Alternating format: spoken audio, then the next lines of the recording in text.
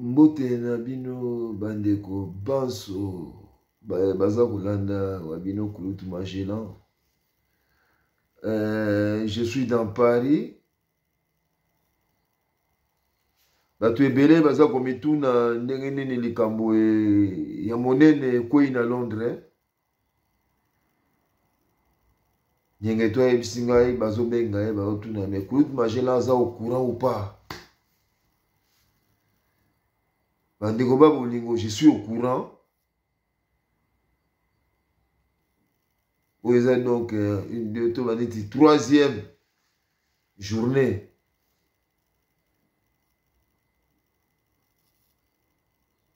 Il y a makambo oyo ya kafumba ekwei na Londres. Et pas été samedi oyo le 9 et sengeli toke ndokotika pine show na dernière demeure na ye. Moninga na biso pine show oyo atikaki biso na depuis Hollande. C'était le 8 janvier 2024. Nzoto na ye ici ekomaki déjà na Londres par le canal de son grand frère V. Basile Sassa. Nalobaki carrière na ye ntango nasalaki message ya vidéo à la fois passée au mois de janvier on a pine show ne oteye kotika biso Pinocchio Zola leki na ye mpe Manesi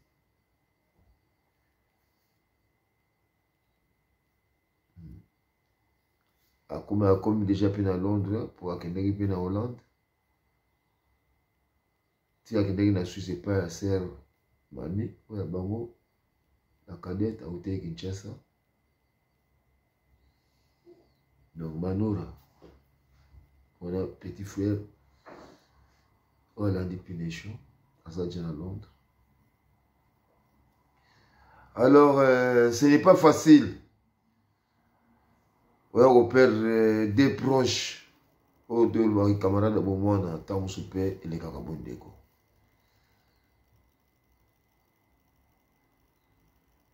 Brièvement nalobaki tokolaki na pine show depuis l'Afrique tina poto awa.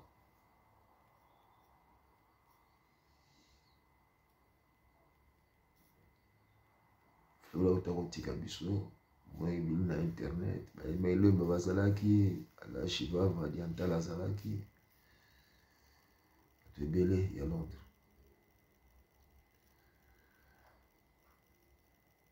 Programme eza ke samedi oyo le 9 na Londres esengeli oyo kotika moninga pine show na derrière demeure na ye. L'expression mosusu ezalaka esalaka pe. Comme on dit, un malheur ne vient jamais seul.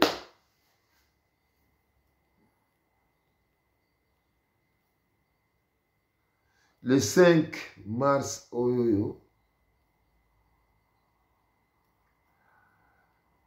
na minuit 25,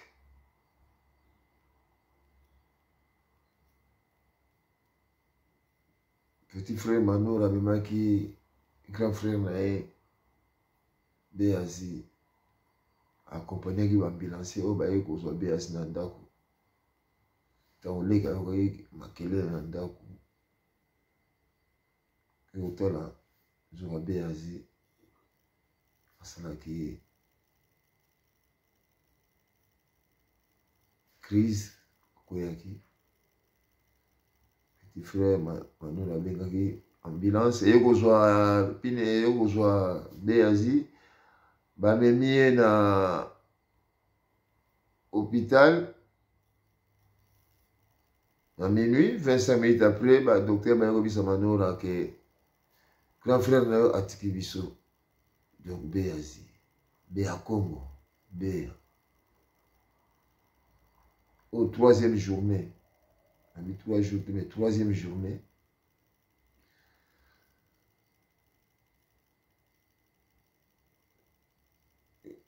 donc Na vivre ba le passé à trop. Moi ba jour kakoyo.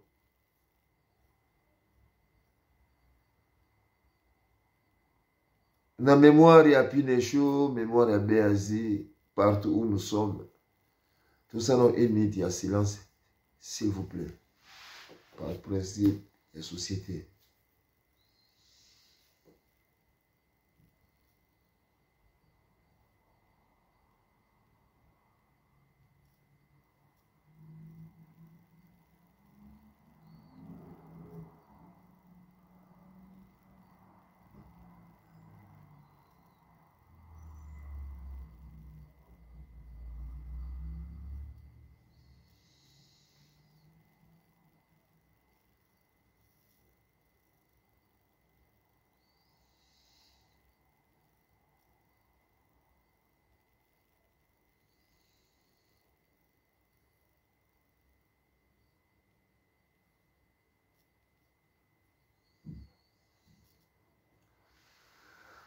Merci Nabino.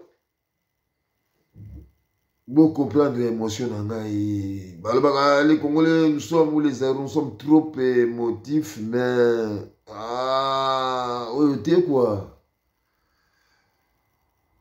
Oui, t'es. Na osala effort, na sala kaka effort, na sala kaka effort, quoi. Donc, matanga ya plus des choses, derrière des mers, na yeko kene utika ina cimetière samedi oyo.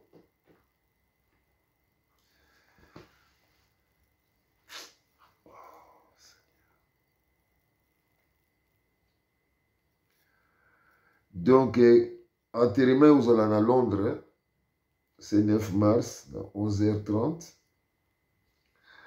Pour la info, vous avez bien ça, ça à Londres. Au sali 0031, indicatif à Hollande, bien sûr. 61 53 00 38 1. Je répète, pour la phone, il y avait ça.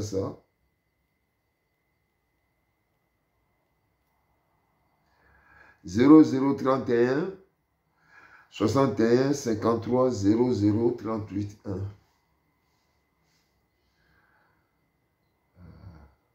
Bon, on est à Londres, dans Kinshasa,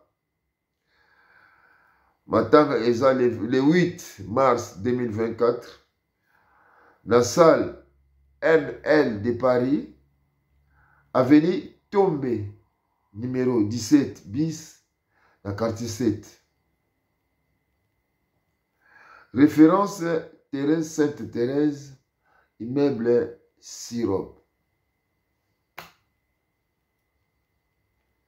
Pineko, peu à ton âme, à te belé. Bazobenga na ba États-Unis, presque le monde entier. Bazo témoigner bolamu na yo na Béazi.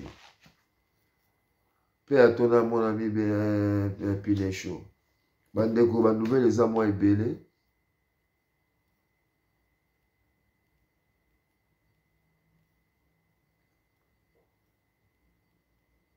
Quand il a vu dans quelques photos,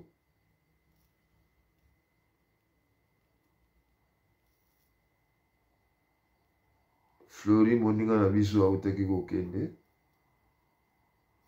Et voilà.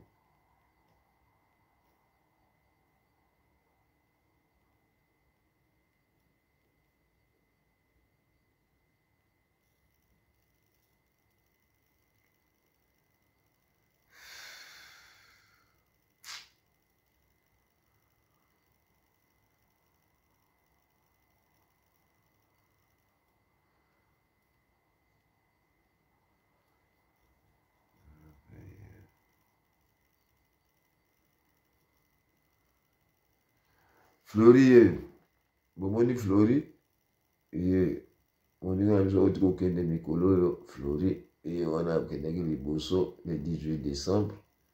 Ils sont les trois amis.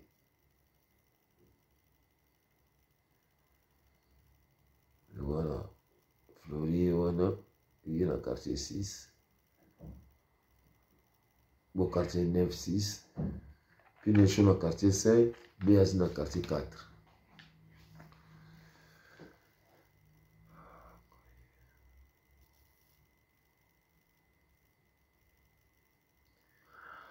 Avant de compter makambo ya BAZ, nous avons annoncé nous liwa moko eza na Paris, na Evry. Manjozeka, afin dans les miroirs na Evry, dans le département 91, donc banlieue parisienne. Il y a le 8 mars 2024. Parisien Moussa Outiko Koufa na Angola, Landry Foutila, à Salaki Harry du Caire. Ils ont trop. Frère Nabiso Rive Kono, mes condoléances, na Djenga. Na frère na Djenga, Baza Ipe na Dey. Donc, Baotiko perdre frère na bango, moi na maman leki na bango na Allemagne. Bango yesu Baza déjà kuna. Na kombo ya Imaka Mwanza. Frère na bango Zenga. Ou avant d'aller à Londres, il est passé à rejoindre Allemagne. Rive Kono Aza déjà kuna. Samedi oyoyo, donc enterrement, mais vendredi, Djengapé, Kouta Suisse, à Hollande, bango kuna na Allemagne.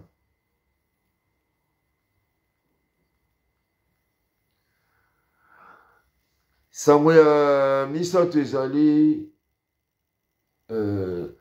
famille Nzezalandu. Baouti ko perdre un jeune garçon, camarade ya Jomata Masikini, cousin ya sœur Nabiso Kisa Ornella, yazana Kinshasa. Baza famille, bango famille Nzeza Landu. Na bien que aza John Landu, aza ami ya Jomata. Il a fait en Belgique. John Landu. Cousin, il y a sœur Ornella. Qui ça? Donc John Landu, il y a famille Nzeza Landu. Enterré samedi. Dans Bruxelles. Voilà. Comprenez mon émotion. C'est pas facile.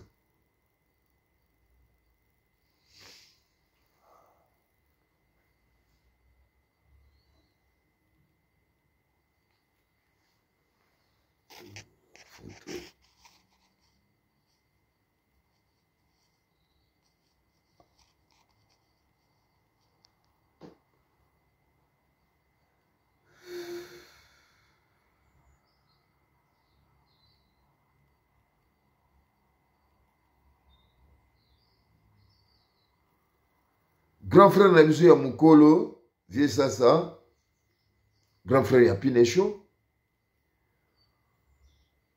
Oh, dans le baïk habitaka na Bela Bela. Azaki trompettiste. Na salaki lapsis la fois passée na baïk saxophoniste. Mais bon, trompettiste m'a été un saxo. Azaki trompettiste na Bela Bela. Habitaka na Domé Domingo. Abeta na Okinawa, orchestre ya Chango, na Paris. Abeta na Viva la Musica ya Papa Wemba, Made in France, azaki drummer kuna, azaki drummer. Ya fandaka na Hollande. Pine choke na ye kotala ye kuna, malheureusement, tout a ye perdre Pine choke kuna, vieux ça y est. Notre grand frère, vieux ça et voilà. Voilà, grand frère Nabiso, vieux ça. Voilà.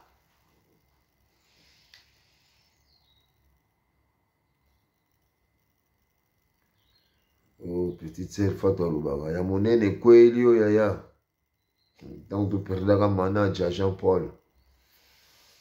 Tant tu perdaka Bezi Benzale Jansin. Tant tu perdaka papa Ntumina Mama Dikazolanga.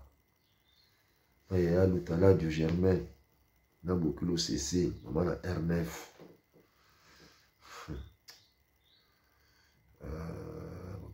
Bien sûr, la Béazi, la nostalgie. Toujours y a malemba ndeko.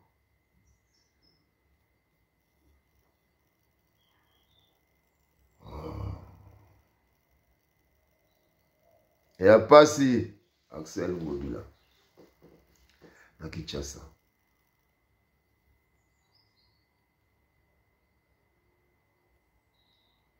Almaki pasteur par maman kuna.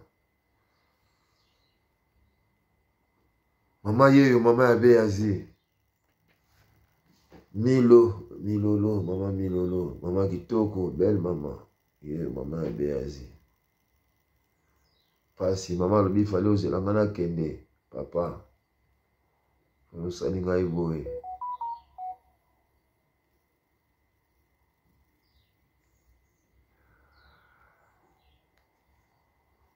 Ah, Nzambe. On a Béazi na père.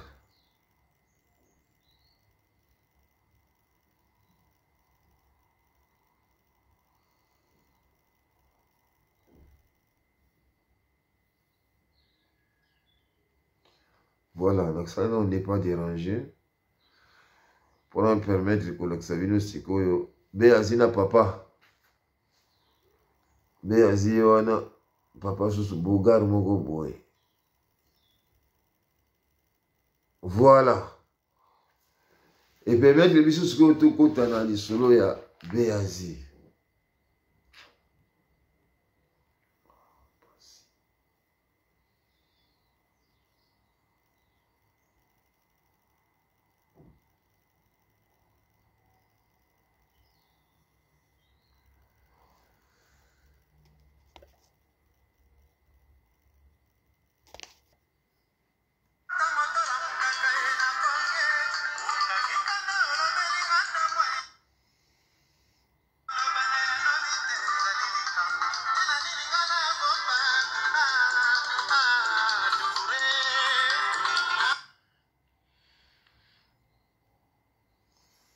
Ah, ya Benz.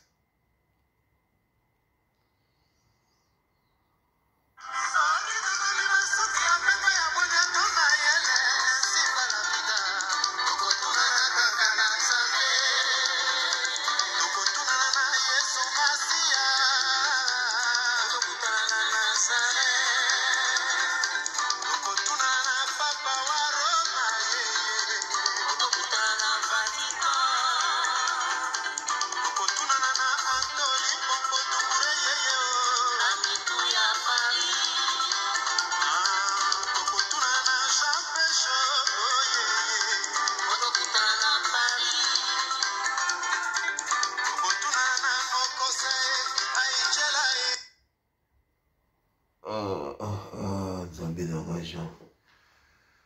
Mukosa Aichela. Ah. Ya passe.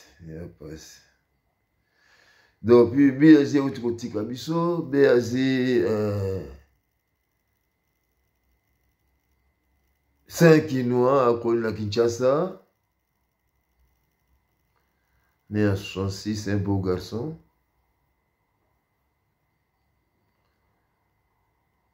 Il avait 12 ans. Nous, on avait déjà dans les 18 ans. Donc, tout ça, musique, na balabala, na bango, avec l'orchestre La Moustika.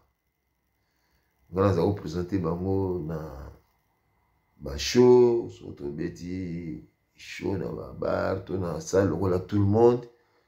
Batumingi ya changu baebi, makambo ezalaka Académie Soto.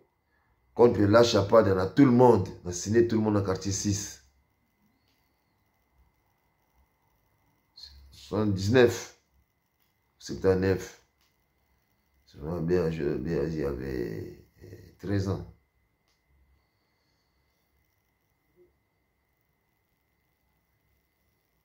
Académie Soto et Abipoli contre la Chapade à Valolo, on a signé tout le monde. Ils ont événement etikala na Tchango, on a présenté la moustique. On a pu Académie Soto dans la Chapade, on a présenté à tout le monde. J'avais 19 ans à ce moment-là. Ils ont dit au Churchill, mon grand frère à Londres, à Emily Solona. On a tout ça rep na balabala Béazi dans le président français en anglais les gars na la télévision de tout la Béazi beau garçon ba copine na biso ba mina so balinga ki mingi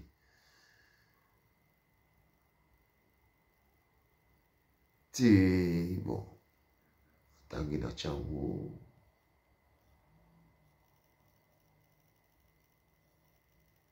à un moment fréquenté à Kasavubu Gombe.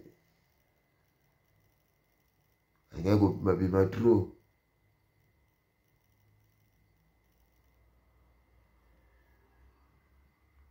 Surtout les poteaux avant. En 70, 87.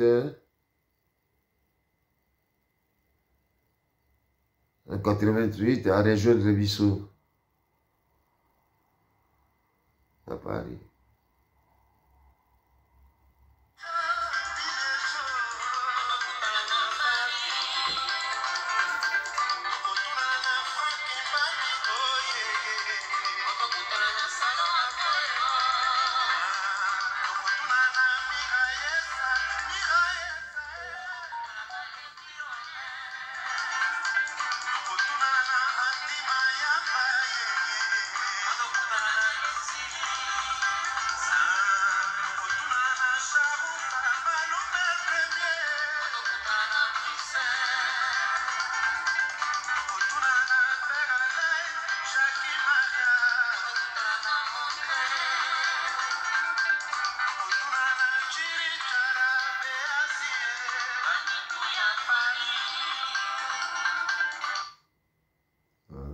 Congo. Zambie na maja. Congo.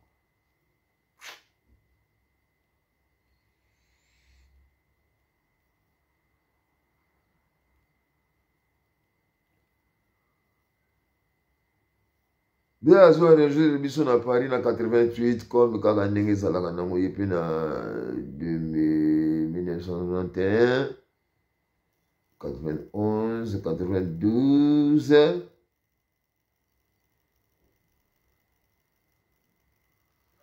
Béazi, Bruxelles. À quel Londres? Enfin, on va Pine Chokuna, on va José Profa, on va Tenikoi. On va Pipin de Castel Baljac.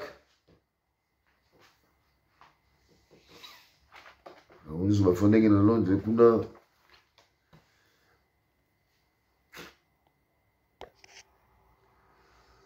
À Londres va faire ba John Keto, ba Sam Perombe, José Profa. 2 semaines passées à moi José Profa il a entendu Béazi ba benga out à partir chez Béazi.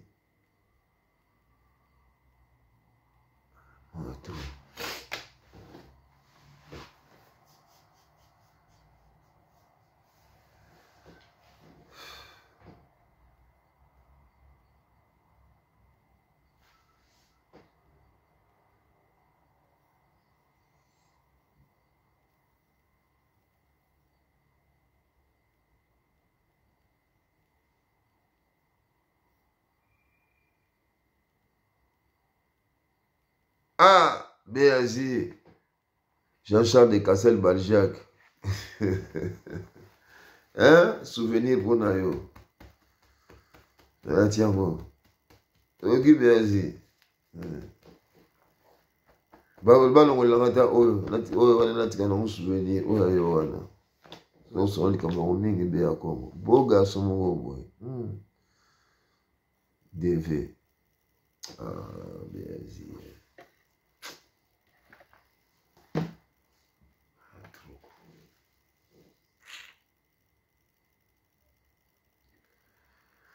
Ah, maman Milolo. Papa Béa. On a Papa Béa. Moi, on a Béa. Mais bon, moi, on a papa à la gauche. Béa, c'est à droite. Là, c'est maman Milolo. Donc, ils ont dit pas si, dans Kinshasa. En tout cas, Ghana a évité, je m'excuse de mon opinion. Les gars étaient sa mère. Mais, dans Kinshasa, tu vas préparer quand même quelques pasteurs, va préparer qui va sa maman. Ah, il a facilité. Bien, j'ai tiki bana. Officiellement, ce que je sais, c'est 4. Dans des petits-fils. Donc, petite fille, mon qu'on a petit-fils, mon qu'on. Moi, c'est à Béazi, côté, l'enfant est mort, ça y est, ici, dans l'autre côté, papa, côté d'études, c'est pour très bien. Bana bazali, basi bakoli, ils ont Chris Béa. Dans Clint Béa, t'as la Chris Béa, Bogart nous soucie. Ça, c'est Chris Béa. Un Bogart, on va à Londres, quoi.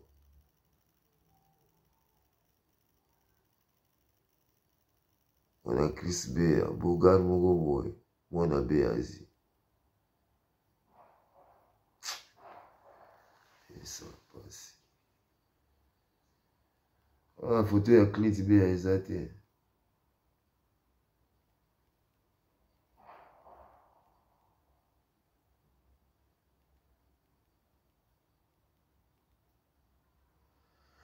Oh, Amina, il va s'en faire un peu d'akmo, Axel Ngobila, R. Moko. Alors, je t'en vais comme ici, il va pas y avoir Moko, tu es sûr que nous avons ici, ils ont encadré maman pour nous habiter ça. Ils ont encadré famille qui. Camarade ya bomwana, tamuso ele kakabondeko. Merci Axel, na bien sous ça là. Malgré photo de mémoire flou.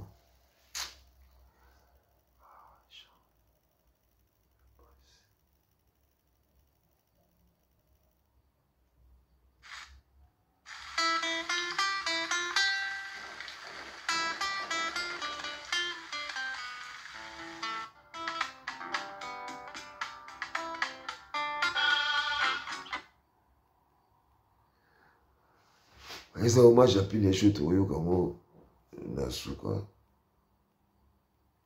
Donc, bref. Béazi, bâtiment Jésus, partout, Vital Assoumani, Constance Matosi, Porsche Bakemba, Ben Moukasha, Sir Darel Mola, Andy Iris, Noko Sonsa Jackson Ekebi, Mezoman Sala, les beaux garçons des Matongé dans Paris, témoignage des Amalamu pour la Béazi, paix à son âme. Béazi, ok, paye paradis. Il fait le côté Bakaga, mais non. Désolé pour Zaki n'a souci à Mboka, il y a trop, il y a pays. Chaque jour, ce qui déjourait l'équipe, trop commenté, nous débattions, j'ai débatté les problèmes du pays avec lui. Tout ça m'a sur Mboka. Comme diaspora, nous sommes souhaits kaka, Mboka, nous sommes la libérer. Tout là, Ramala m'a sauté. Charge de sous la Mboka na Béazi.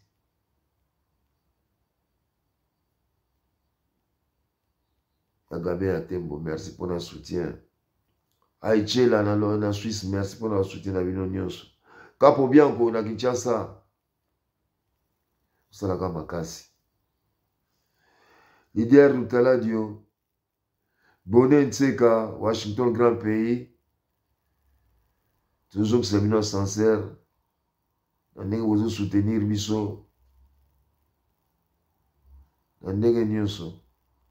Joe Vidal Marlon, un message nabino na internet est commis. Deti Mavanga, Jitel Pito ya Féroce. Debrino Kabangu, merci à trop. Chaque fois qu'on a un problème, vous en avez signé. Zola de la Cruz. Konjaba Zombo. Mama Congo, Vitaki Pana Suède, merci Mingi. Na soutien Nabino. Thierry Wayemba, toujours fidèle. Merci à trop. Gauthier, Lula, Noli, à Kinshasa. Chaque fois, au moins la signature Nabino. Il y a toujours que Nabino sincère. Film Avantage, merci. Nancy Mabanza, États-Unis. Serland Mayaka. Oza famille na yo. Finesho, Béazi, c'est la famille. René Zenga, merci. 6-1. Merci à trop. 6 Lokoto, depuis Kinshasa. Merci à trop. Pati Mbengani. Fex Bouffé dans la Lyon. Merci pour notre soutien à Bino. Aguaya Samaton. Merci depuis Bruxelles. Pafil Mundu, merci à trop. Cindy Gili Jazz. Negoya Vero Mangoy, merci Nabino, na soutien Nabino. Edino Image. Robert Masumu. Merci. Moukeba Moujangi, toujours fidèle. Chaque fois tu nous mets un mot. Merci. Papi Chesko Mokonzi. Merci à trop. Chantal Ikwa. Merci Mingi la serre. Bamona wena monaka.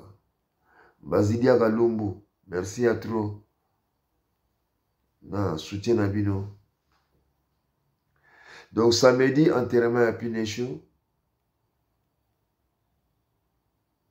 Bah, quand on est à Londres, mais oh, bah, mitu en peu, si peu de journées, en si peu de jours et. Non. Non, je sais pas, John Keto d'abord expliquer ce qui c'est ça là, non. Nous avons la Covid peut-être, et la Covid, nous avons moyen cause de la ninga exagité. Mais en pleine liberté comme ça, où les jours sont actifs, et ça la maté à Londres. Ah, trop.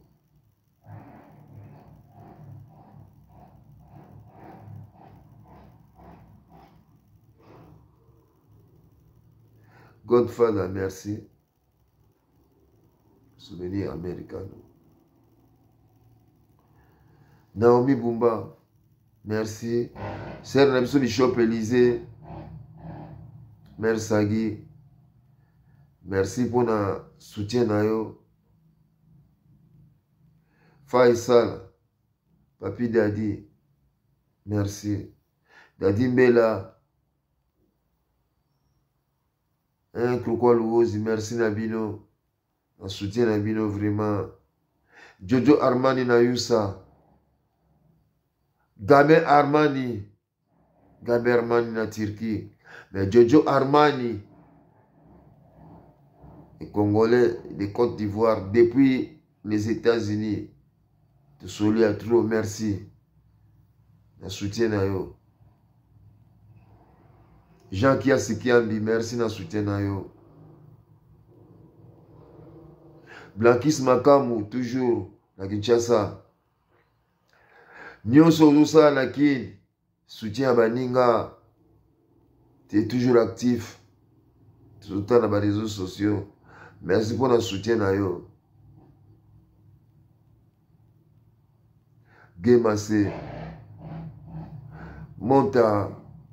Montagui. Merci pour notre soutien. Aimé Bakila. Merci Max Mouato Sololi. Donc tout na ngabi andeni Julien. Ndeni Julien Mbala.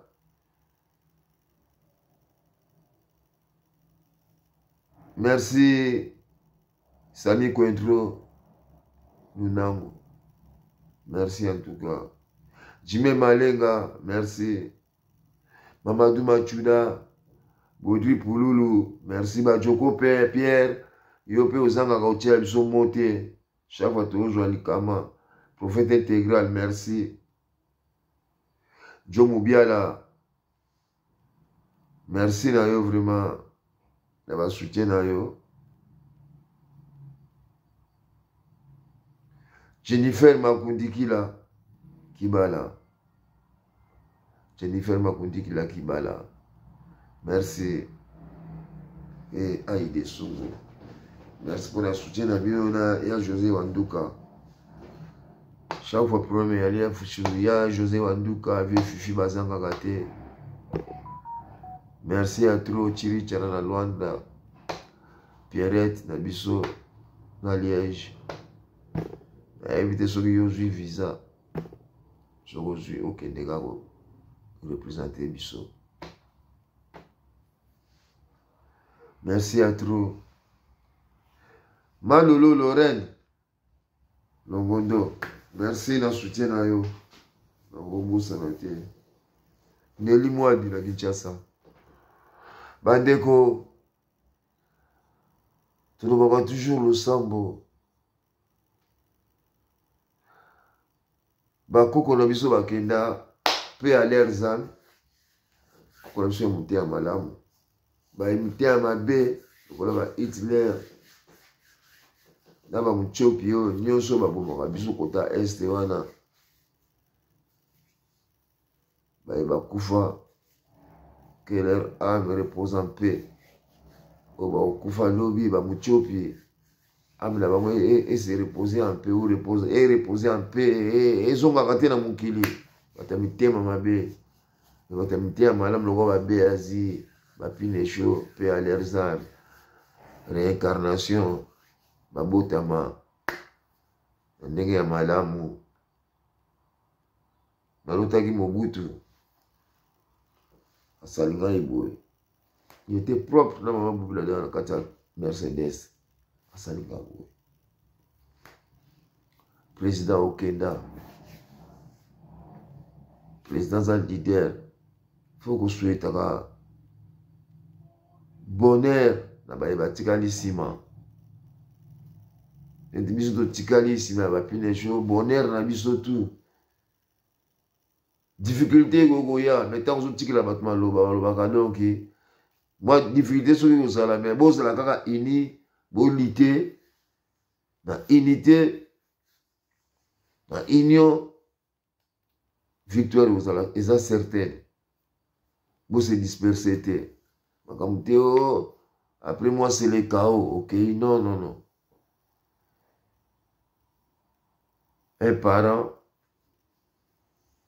un guide, à gros lobake, bon, vie et facilité, à chaque jour suffit sa peine. Mais bon, ça a toujours uni. Bon, c'est surpassé. Bon, l'on a des difficultés. Biso ba ito tikali, tout ça non ba yelobi na mo pati mbengani. Aimons-nous vivants. Toni ngana ndenge toza vivant. Tous à la unité, tout ça l'isana. Le thème ma belle voix pour une mentalité quoi.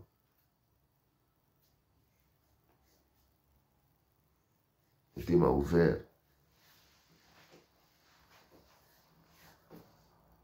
BAGP à ton âme.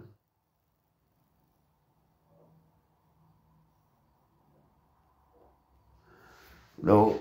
Comment ça les kamoko bandeko baninga mingi baoza na ba difficulté ya kokoma classe eza nécessaire pour kotsa bana classe ata baza 200 na classe bakota kaka batanga classe eza nécessaire.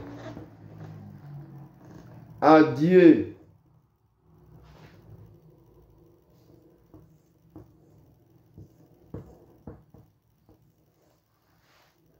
Voilà.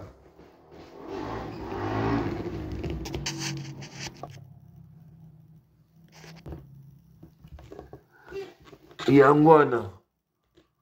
Bon, on a bien adieu.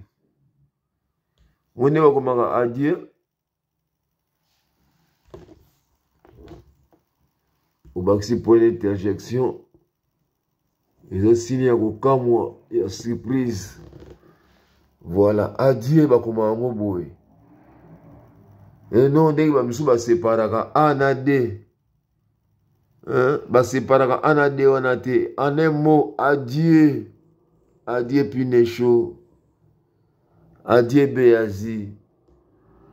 Ils auront toujours mon mot comme à Kaboula Kayamote. Adieu. Voilà.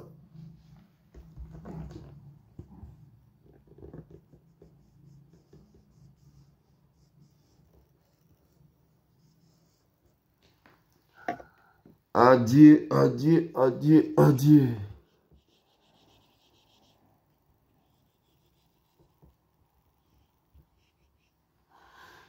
Adieu, bah, comment on dit, en un seul mot.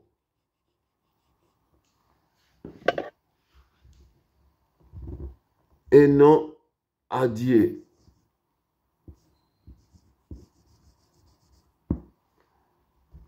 Boété. Bah, comment on boété, adieu. Ou Kaboulango boé, non. Adieu, bah, comment en un seul mot. Et de préférence avec un point d'interjection à la fin. Oui, biso koulou tout là, tout le monde toujours comme à l'école. Personne ne connaît tout. Personne ne connaît tout dans ce monde.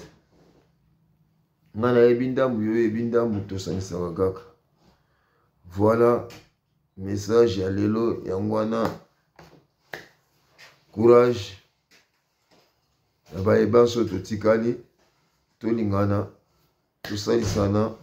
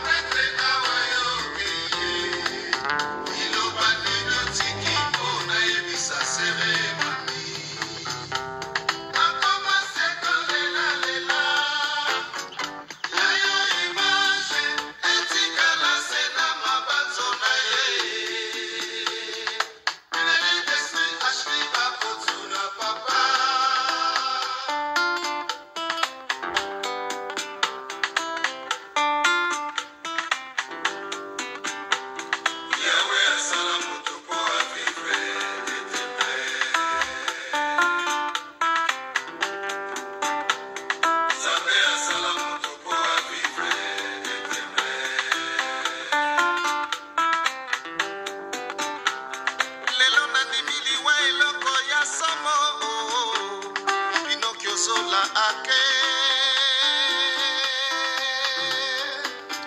basala ngenge bakufaye ilona dimi liwa ekuna kateo kibangaka mokonzi te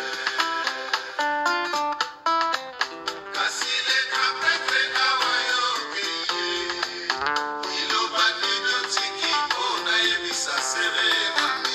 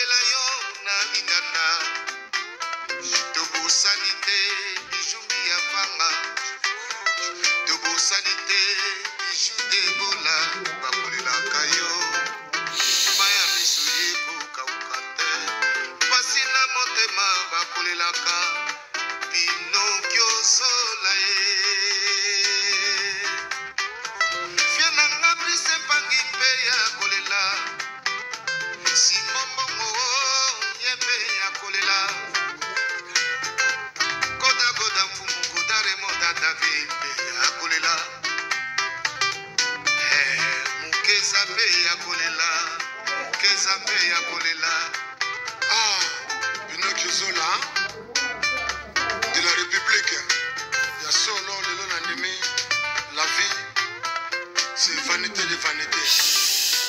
Parce que que la Bible ezolobela biso ke moto akobotama akokola akobala kosala ya ye fami sukasuka akozongisa molimo epa nkolo lelo tondimi ezali ya solo pasi ke tomoni mawa tro mokili yango tina kwani tina yokalo kasilo seba ya kutema presa akolela kulutu na ye bandeko babolingo ezalaki histoire yangana kulutu na ngai Pinocchio Zola autrement dit Pinecho mwana poto mokili mobimba oyo bayebi ayebisaki nga petit na nga ndenge ezala tobeta no Denmark oyo babeni Hollande manefisi tokoli ekan tobeta batu fezala bale 20 et après certain moment nakemaka bavisa ngai epesi mwa komboke yaya alobi ke eleki ngai naleki zelanga kaka bongo suka na yango nabelela yala le 25 mpona pesa ye sango ya Florine Nkunku atikaki biso memawa tro yaya yo olandi nzela otiki biso na posa bana kini eloko na koloba kaka c'est l'injustice de mourir si jeune voilà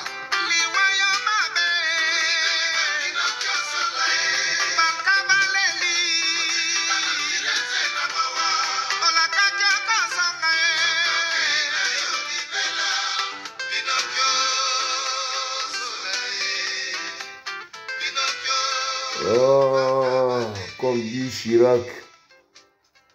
Chirac disait les injustices du destin. Batu mususu basufraka pona mabe na bango, batu mususu basufraka pona mabe ya batu. Les injustices du destin. Adieu Pinecho. Adieu Béazi.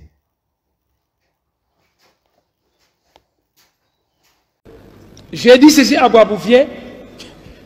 Lorsque vous parcourez les frontières de la République démocratique Congo, toutes les frontières, il s'agit donc de faire le tour de nos frontières depuis la côte atlantique jusqu'à la côte atlantique.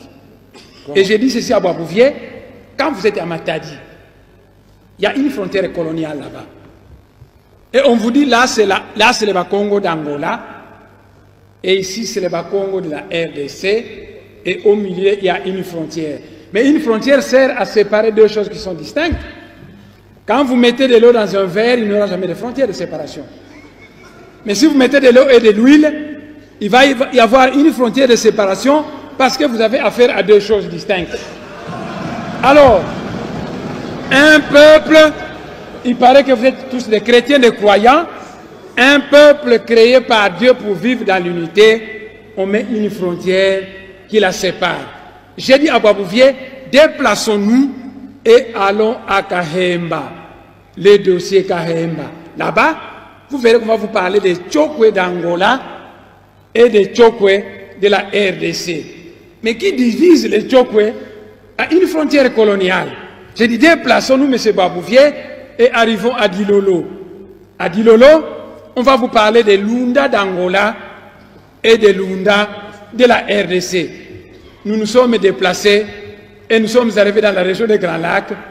J'ai dit là-bas, vous allez trouver des Nilotiques au Rwanda, au Burundi, nos frères Bantous, les Bantous, comment on s'appelle au Rwanda, les Bantous du Rwanda, nos frères Hutus, qui sont de part et d'autre de la frontière coloniale. J'ai dit à Boisbouvier que le grand chef coutumier Nandé ne s'embarrasse pas des frontières coloniales parce que souvent il va du côté de l'Ouganda pour trancher la palabre africaine qui concerne sa communauté. J'ai continué le long de la frontière et je suis arrivé, je lui ai parlé qu'ici vous avez des Ngwandi de Yakoma et des Ngwandi de Centrafrique. Mais qui les a séparés? J'ai dit la frontière coloniale. Je suis arrivé dans Bandaka, j'ai dit, il y a des Mongos du côté de la RDC, des Mongos du côté du Congo-Brazzaville. Mais qui a séparé cette même? J'ai dit, eh bien, c'est une frontière coloniale. Nous sommes arrivés à Kinshasa, j'ai dit, les Batékés sont d'origine Congo, il y a des Batékés à Kinshasa et des Batékés au Congo-Brazzaville.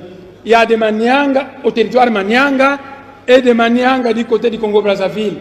Il y a des Bayombe du côté de la RDC et de Bayombe du côté du Congo-Brazzaville. Monsieur le Président, honorables députés, quand la frontière coloniale était passée dans le Manianga, il est arrivé dans un village appelé Kindamba, et cette frontière a traversé un cimetière, de telle manière que la frontière est passée au milieu, la tête du chef coutumier de ce pays était placée du côté du Congo-Brazzaville.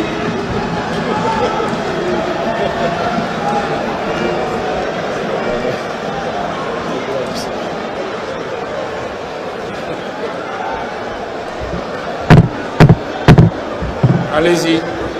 Monsieur le Président,